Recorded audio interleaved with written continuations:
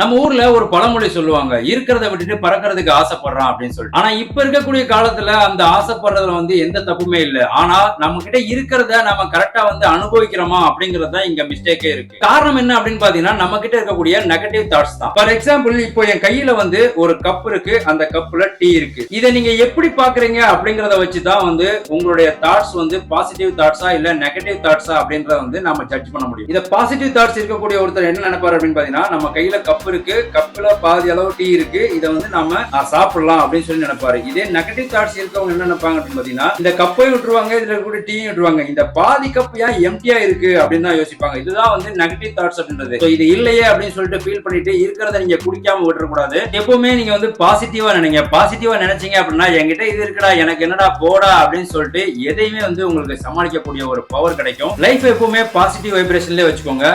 ஹாப்பியா ஜர்னி பண்ணுங்க. Life is beautiful journey.